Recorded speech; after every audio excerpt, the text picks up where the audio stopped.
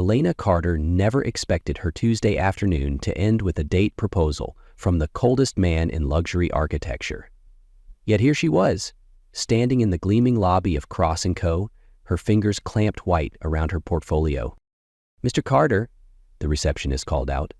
"Mr. Cross will see you now." Elena straightened her slate-gray dress, took a deep breath, and pushed through the heavy walnut doors.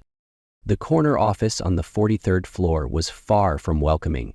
Floor-to-ceiling glass offered a sweeping view of Chicago. The furniture was minimal, but so luxurious, she suspected one of the leather chairs could cover 6 months of her office rent. Behind a granite desk sat Julian Cross, every bit as immaculate as the rumors claimed. At 38, he'd built a globally renowned architecture empire, famous for designing buildings as sharp and distant as his personality. His cool silver-gray eyes flicked over her as Elena approached.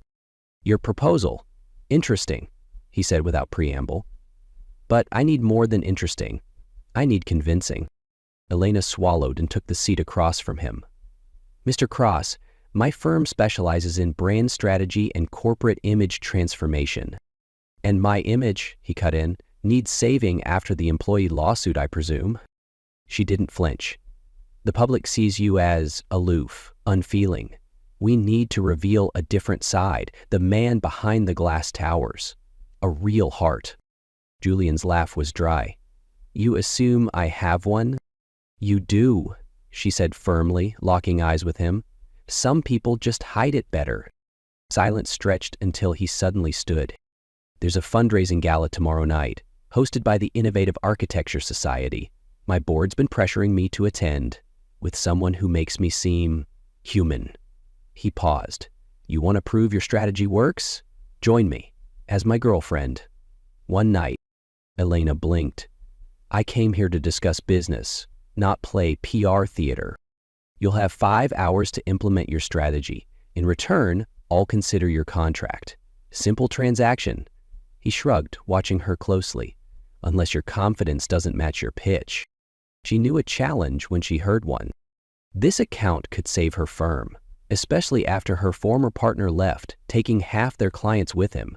But pretending to be Julian Cross's girlfriend, the same man who reportedly refused to send flowers to an assistant's funeral because it was sentimental waste, was another matter entirely.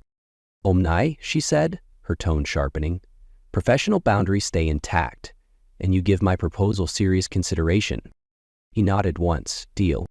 As they shook hands, Elena was caught off guard by the warmth in his grip, for someone supposedly made of steel. Outside, her phone buzzed, a text from an unknown number. "Wear red. Power is the game, and I never lose."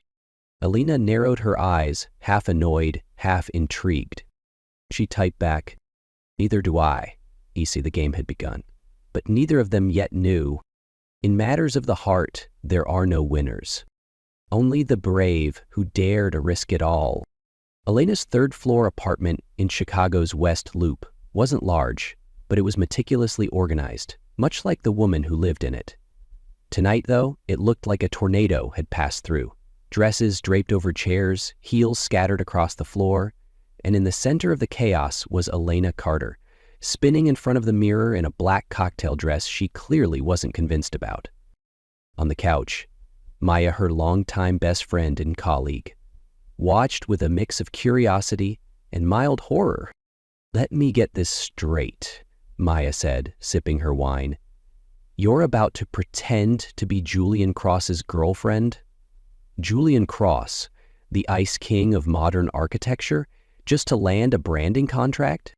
Elena didn't stop adjusting her dress. "It's not pretending. It's a live demonstration of my strategy, a real-time proof of concept." You know, there's an article online about how he once told employees not to laugh too loudly in the office because it disrupted efficiency. And you're walking into the biggest architecture gala of the year with that man? Elena opened her closet again, pulling out a red dress. "He texted me to wear red." Maya squinted. "And you're taking his fashion advice now? That doesn't sound like the Elena Carter I know." "This isn't about him," Elena replied, holding the dress up to the mirror. This is about image. Red is bold, it's memorable. If I'm going to convince a room full of elite architects that Julian Cross is emotionally accessible, every detail needs to work in my favor. Maya exhaled. And what if he actually has feelings? He doesn't, Elena replied too quickly. He approaches everything like a building, angular, calculated, and no room for unpredictability. At exactly 6:58 p.m. the next evening, a sleek black Lincoln pulled up outside Elena's building.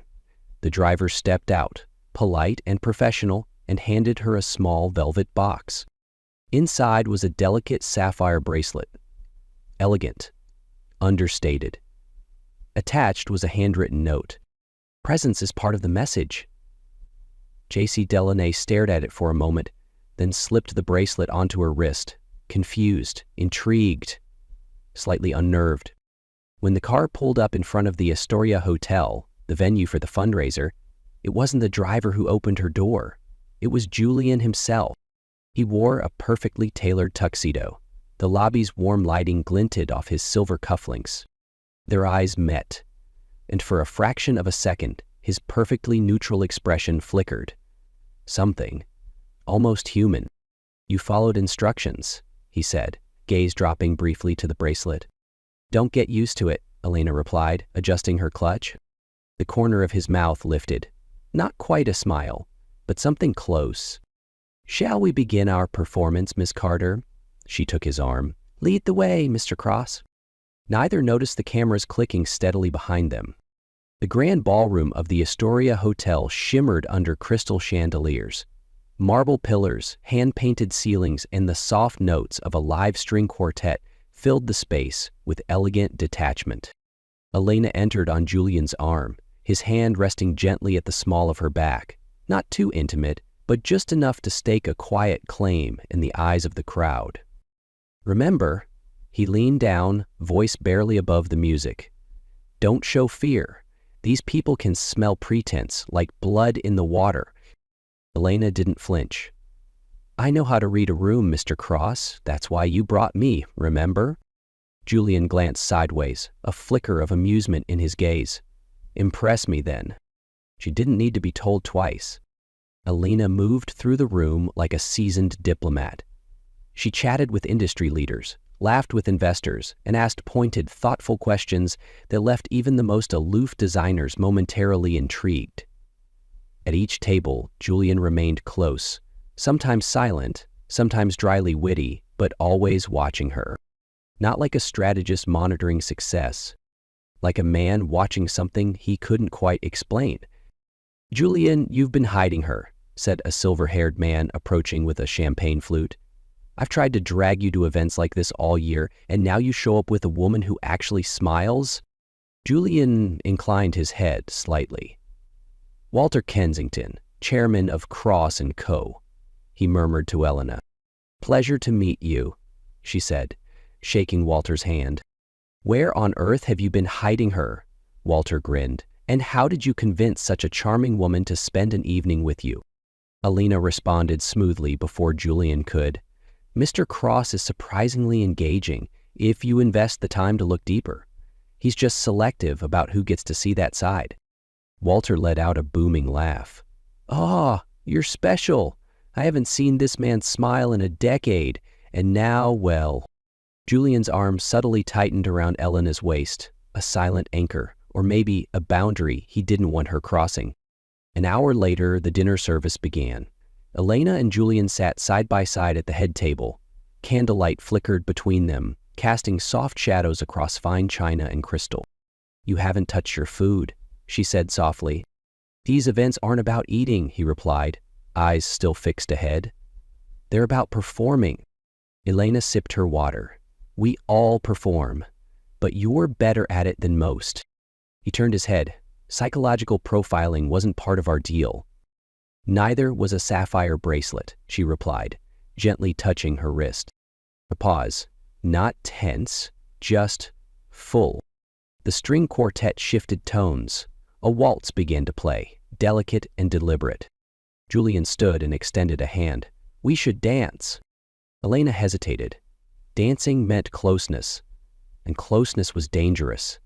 Not physically, but emotionally.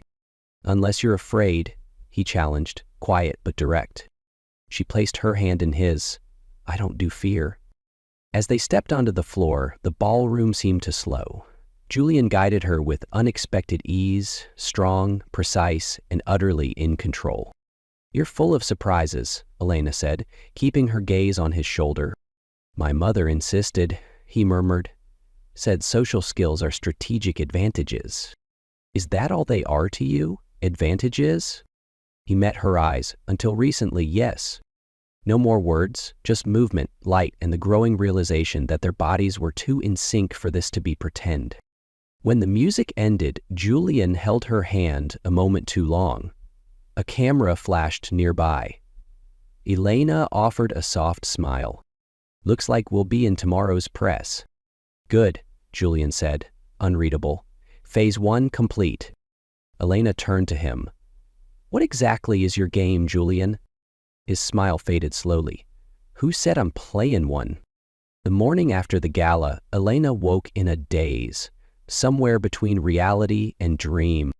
She could still feel the echo of Julian's hand on hers, the look in his eyes as they danced, the way he said, Who said I'm playing?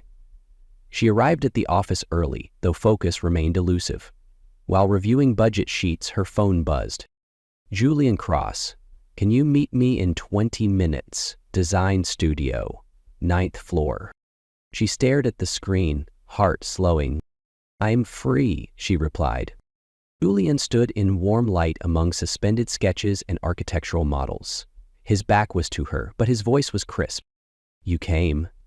Still a potential client, she said evenly. I have an obligation to hear your proposal. He turned. No suit today, just a white shirt, sleeves rolled up, steel watch hanging loose at his wrist. And somehow, that made him more dangerous. I have a proposal, he said, eyes fixed on her. Extend this relationship. Publicly. 6 weeks. Not just one evening. A campaign. Elena arched a brow. A campaign? You and me. A couple. We maintain the momentum. Positive press continues. You get an exclusive branding contract. And after 6 weeks, we part ways. Cordially. Blame it on schedules. No damage. No scandal.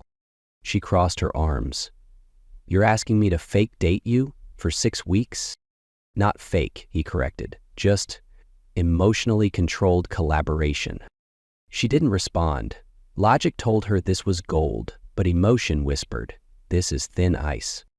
There are conditions, she said.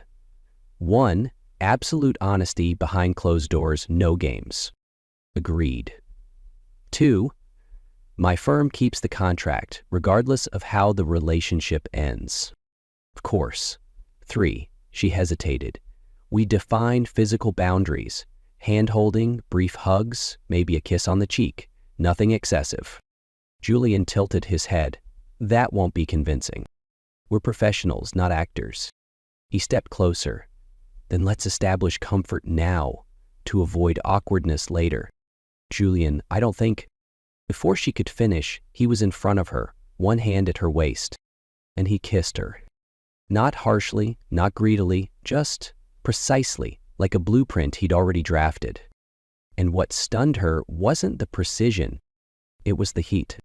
There was something honest in it, something uncalculated, buried under practiced elegance. When he pulled back, his expression wasn't unreadable for once. It was uncertain. There, he said quietly, baseline established. Elena took a moment before replying. That wasn't part of the terms. Call it negotiation. He stepped back, gaze still steady. A shutter clicked. One of the studio assistants passed by with a camera, unaware of the moment captured. Julian instinctively turned. Elena smiled faintly. See? Parks aren't the only places for spontaneous authenticity. Julian looked at her, not with assessment this time, but something close to respect. You're better at this than I expected. You've barely scratched the surface, she replied, her pulse still racing from a kiss that wasn't supposed to matter, but very much did. 3 weeks had passed since Elena and Julian had struck their strategic arrangement. They had attended 7 public events together, from art exhibits to high-end charity dinners. Every time, the press ate it up. Photos of Julian pulling out Alina's chair, of Alina laughing at something he whispered, of their fingers laced as they crossed the red carpet. The campaign was flawless. And that was the problem, because Alina no longer knew what was real. Tonight, they were preparing for a charity auction supporting architecture scholarships. Elena stood before the mirror in Julian's penthouse, adjusting her pearl earrings. Behind her, Julian emerged from the bedroom, tie still undone. "The dress will silence the entire room," he said, gaze lingering. She turned, smirking. "A compliment? I should record this?" He stepped closer, tying his tie without breaking eye contact. Not a compliment, an observation. He paused. "You look real." She blinked. "What do you mean? This time, you're not performing." She wanted to laugh it off, but something about his tone stopped her. Maybe he was right. Maybe the boundaries they'd drawn weeks ago now only lived on paper. Last week, when Julian won a humanitarian design award, he kissed her, unscripted, in front of the board. No cameras, no PR moment. They never talked about it. She adjusted the silk strap of her gown. Maybe I'm just getting better at playing the part. Julian looked at her with something unreadable, then turned to retrieve his jacket. The auction was packed. Once again, they were the center of attention. Elena smiled on cue. Julian's gaze was intense, but softer, what the media now called a miraculous transformation.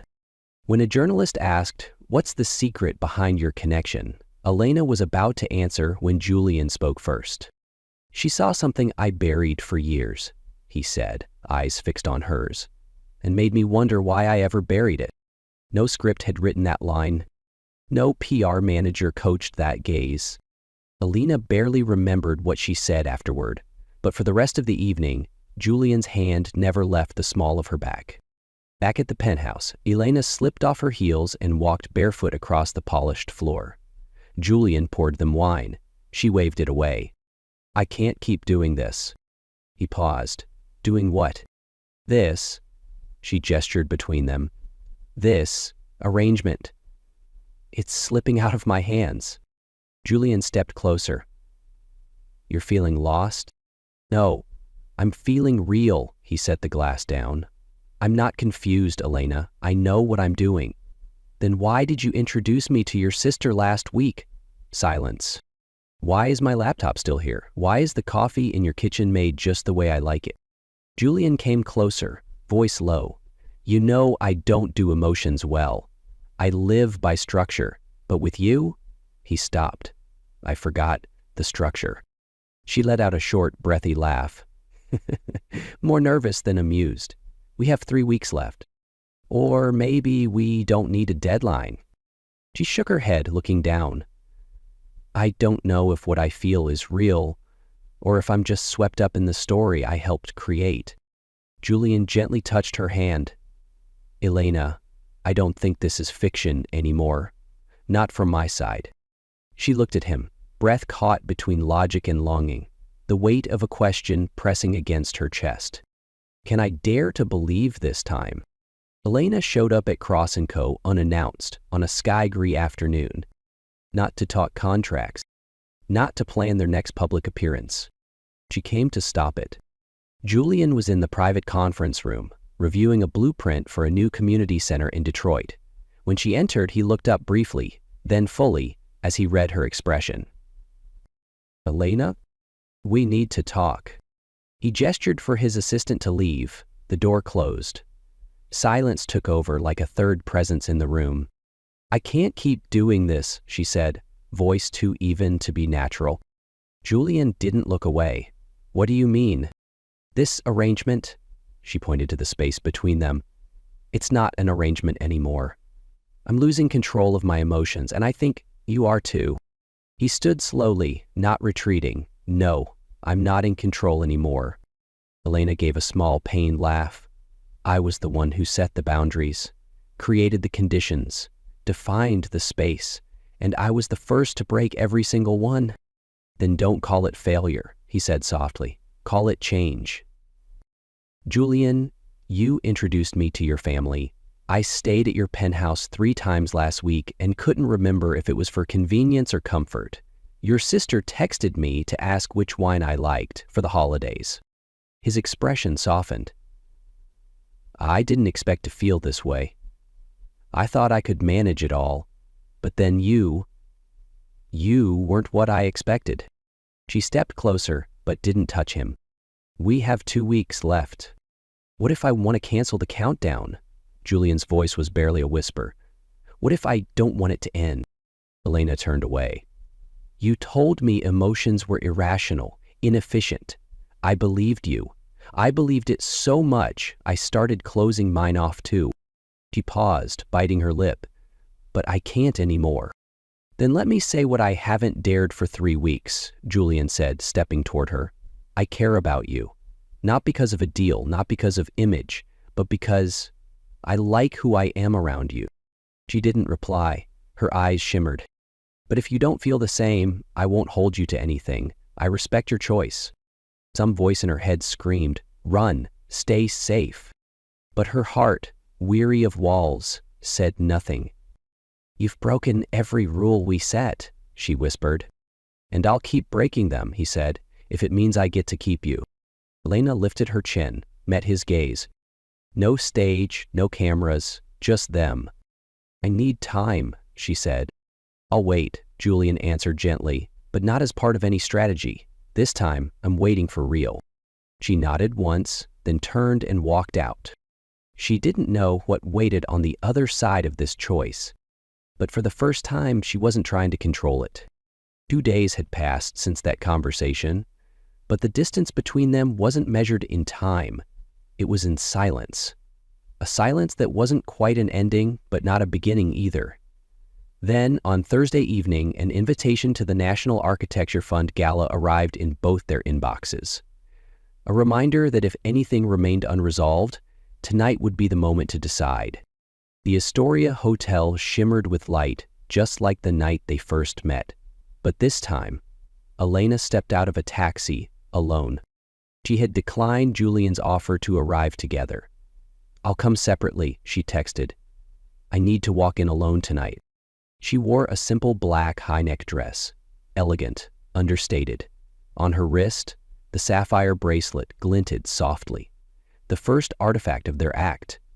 But tonight, she wore it not for strategy, but because without it she would have felt unfinished, exposed, like she was walking into battle without armor. Inside the hotel, her heart pounded as she crossed the marble lobby. Questions spun through her mind. If I came to end this, why did I wear my best dress? Why am I still thinking about the way he looks when no one's watching? Elena, she turned. Julian stood behind her, in the same tuxedo he always wore. But tonight, something in his face was different. Not guarded, not cold, just real. I wasn't sure you'd come. I wasn't sure either, she admitted. Before you say anything, Julian said, voice low, I want to show you something. He extended his hand. After a beat, Elena placed hers in it. They didn't walk into the ballroom. Instead, Julian led her to the top floor, the penthouse suite reserved for high-profile guests. The space was empty, except for a long table covered in newspapers, photos, printouts, and neatly handwritten notes. Elena approached slowly. The articles were all recent. Julian Cross, the unexpected philanthropist, how one woman changed the face of a legend. Beneath them were note cards, scrawled in careful handwriting. She drinks black coffee, but never after 4 p.m. She smiles when someone mentions her hometown. Ask about her father, it still hurts. Elena turned, voice unsteady. What is all this? At first, Julian said, I told myself it was research. For the performance. But then I started noticing things no one else would see. Things that had nothing to do with PR. Just you. He stepped closer, eyes solemn. You think I don't care. But this is how I care. Not with flowers, not with pretty speeches, but with attention, with remembering. Elena inhaled, willing herself not to cry. Why? Because I knew that if I didn't, I'd lose something real. For the first time, I wasn't building something from steel and glass. I was building something from feeling. Julian paused. But you don't owe me anything. If you want to walk away tonight and file this under professional experience, I won't stop you. No pleas, no drama.